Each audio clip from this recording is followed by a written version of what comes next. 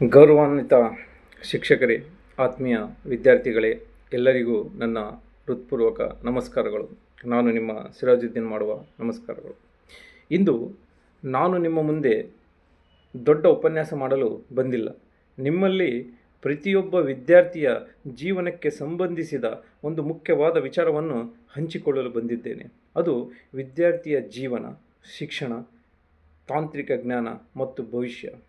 ವಿದ್ಯಾರ್ಥಿ ಜೀವನ ಎಂದರೆ ಕೇವಲ ಶಾಲೆ ಅಥವಾ ಕಾಲೇಜಿಗೆ ಹೋಗುವುದು, ಪರೀಕ್ಷೆಯನ್ನು ಬರೆಯುವುದು, ಅಂಕಗಳನ್ನು ಪಡೆಯುವುದು ಅಲ್ಲ.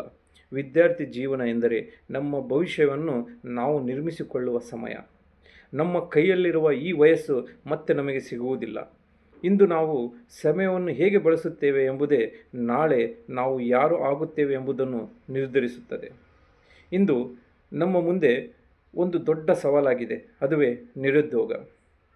ಆದರೆ ಒಂದು ವಿಷಯವನ್ನು ನಾವು ಅರ್ಥ ಮಾಡಿಕೊಳ್ಳಬೇಕು.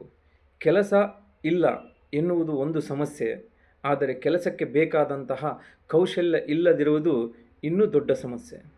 ಇಂದು ಕೇವಲ ಪದವಿ ಇದ್ದರೆ ಸಾಕಾಗುವುದಿಲ್ಲ. ಪದವಿಯ ಜೊತೆಗೆ ಕೌಶಲ್ಯ ಬೇಕು. ಕಂಪ್ಯೂಟರ್ ಜ್ಞಾನ ಬೇಕು, ಇಂಗ್ಲೀಷ್ ಮತ್ತು ಸಂವಹನ ಕೌಶಲ್ಯ ಬೇಕು, ಡಿಜಿಟಲ್ ಜ್ಞಾನ ಬೇಕು. ಇಂದಿನ ಕಾಲದಲ್ಲಿ ಆರ್ಟಿಫಿಷಿಯಲ್ ಇಂಟೆಲಿಜೆನ್ಸಿ ಅಂದರೆ AI coding, digital marketing, graphic designs, video editing, cyber security, data skills ಮುಂತಾದ ತಾಂತ್ರಿಕ ಕ್ಷೇತ್ರಗಳ ಬಗ್ಗೆ ಕಲಿಯುವ ಅವಕಾಶ ವಿದ್ಯಾರ್ಥಿಗಳಿಗೆ ಇದೆ. ಎಲ್ಲರೂ ಇಂಜಿನಿಯರ್ ಆಗಬೇಕೆಂದಿಲ್ಲ, ಎಲ್ಲರೂ ಸರ್ಕಾರಿ ನೌಕರಾಗಬೇಕೆಂದಿಲ್ಲ. ಆದರೆ ಪ್ರತಿಯೊಬ್ಬರು ಯಾವುದಾದರೂ ಒಂದು ಕೌಶಲ್ಯದಲ್ಲಿ ಪರಿಣಿತಿ ಪಡೆಯಬೇಕು. ಒಬ್ಬ ವಿದ್ಯಾರ್ಥಿಗೆ ವಿಡಿಯೋ ಎಡಿಟಿಂಗ್ ಚೆನ್ನಾಗಿ ಬರಬಹುದು, ಇನ್ನೊಬ್ಬರಿಗೆ ಕೋಡಿಂಗ್ ಬರಬಹುದು, ಮತ್ತೊಬ್ಬನಿಗೆ ಗ್ರಾಫಿಕ್ ಡಿಸೈನ್ ಬರಬಹುದು. ಯಾರಿಗಾದರೂ mobile technology, electrical work, automobiles, computer hardware ಅಥವಾ ಡಿಜಿಟಲ್ ಮಾರ್ಕೆಟಿಂಗ್ನಲ್ಲಿ ಆಸಕ್ತಿ ಇರಬಹುದು. ನಿಮ್ಮ ಆಸಕ್ತಿಯನ್ನು ಗುರುತಿಸಿ ಅದನ್ನು ಕೌಶಲ್ಯವನ್ನಾಗಿ ಮಾಡಿ. ಈ ಕೌಶಲ್ಯ ಉದ್ಯೋಗವನ್ನಾಗಿ ಮಾಡಿ. ಇದು ಇಂದಿನ ವಿದ್ಯಾರ್ಥಿಗಳ ಮುಂದೆ ಇರುವ ದೊಡ್ಡ ಅವಕಾಶ. ಮತ್ತೊಂದು ಮುಖ್ಯವಾದಂಥ ವಿಷಯ ಮೊಬೈಲ್ ಫೋನ್. ಮೊಬೈಲ್ ನಮ್ಮ ಕೈಯಲ್ಲಿರುವ ಒಂದು ದೊಡ್ಡ ಸಾಧನ. ಅದೇ ಮೊಬೈಲ್ ನಮ್ಮ ಸಮಯವನ್ನು ವ್ಯರ್ಥ ಮಾಡಬಹುದು. ಅದೇ ಮೊಬೈಲ್ ನಮ್ಮ ಭವಿಷ್ಯವನ್ನು ನಿರ್ಮಿಸಬಹುದು. ಒಂದು ಗಂಟೆ ರೀಲ್ಸ್ ನೋಡಿದರೆ ನಮಗೆ ಮನರಂಜನೆ ಸಿಗಬಹುದು, ಆದರೆ ಅದೇ ಒಂದು ಗಂಟೆ ಹೊಸ ಕೌಶಲ್ಯವನ್ನು ಕಲಿಯಲು ಬಳಸಿದರೆ ಅದು ನಮ್ಮ ಜೀವನವನ್ನು ಬದಲಾಯಿಸಬಹುದು. ಆದ್ದರಿಂದ ನಾನು ವಿದ್ಯಾರ್ಥಿಗಳಿಗೆ ಹೇಳುವುದೇನೆಂದರೆ, ಮೊಬೈಲನ್ನು ಕೇವಲ ಎಂಟರ್ಟೈನ್ಮೆಂಟಿಗಾಗಿ ಬಳಸಬೇಡಿ. ಎಜುಕೇಷನ್ ಮತ್ತು ಸ್ಕಿಲ್ ಡೆವಲಪ್ಮೆಂಟಿಗೆ ಬಳಸಿ. ಪ್ರತಿದಿನ ಕನಿಷ್ಠ 1 ಗಂಟೆ ಹೊಸದನ್ನು ಕಲಿಯಲು ಮೀಸಲಿಡಿ. ಪ್ರತಿದಿನ 10 ಹೊಸ ಇಂಗ್ಲೀಷ್ ಪದಗಳನ್ನು ಕೂಡ ಕಲಿಯಿರಿ. ಒಂದು ಹೊಸ ಕಂಪ್ಯೂಟರ್ ಸ್ಕಿಲ್ ಕಲಿಯಿರಿ. ಒಂದು ಎಜುಕೇಷನಲ್ ವಿಡಿಯೋ ನೋಡಿ. ಒಂದು ಪುಸ್ತಕವನ್ನು ಓದಿ.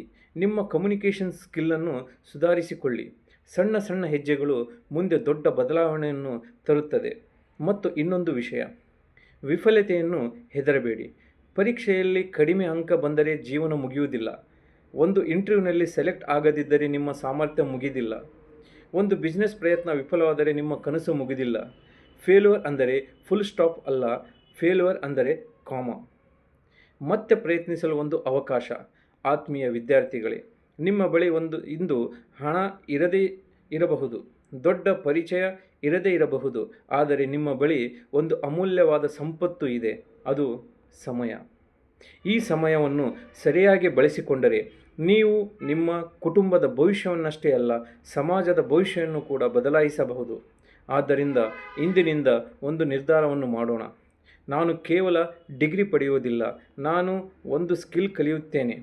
ನಾನು ಕೇವಲ ಜಾಬ್ ಹುಡುಕುವುದಿಲ್ಲ, ನಾನು ಜಾಬ್ಗೆ ಅರ್ಹನಾಗುತ್ತೇನೆ.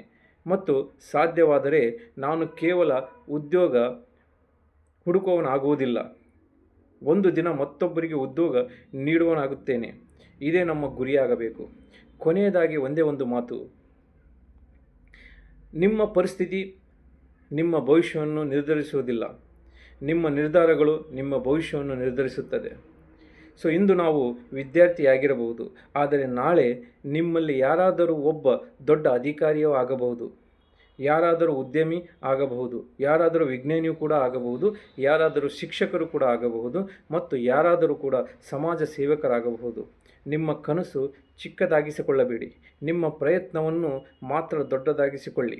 ಶಿಕ್ಷಣವನ್ನು ಪಡೆದುಕೊಳ್ಳಿ, ಕೌಶಲ್ಯವನ್ನು ಬೆಳೆಸಿಕೊಳ್ಳಿ, ಸಮಯವನ್ನು ಗೌರವಿಸಿ, ತಂತ್ರಜ್ಞಾನವನ್ನು ಸರಿಯಾಗಿ ಬೆಳೆಸಿ. ಮತ್ತು ನಿಮ್ಮ ಮೇಲೆ ನೀವು ನಂಬಿಕೆ ಇಡಿ. ಯಾಕಂದರೆ ಇಂದಿನ ವಿದ್ಯಾರ್ಥಿಗಳೇ ನಾಳಿನ ಸಮಾಜದ ನಾಯಕ. ಧನ್ಯವಾದಗಳು. ಜೈ ಹಿಂದ್.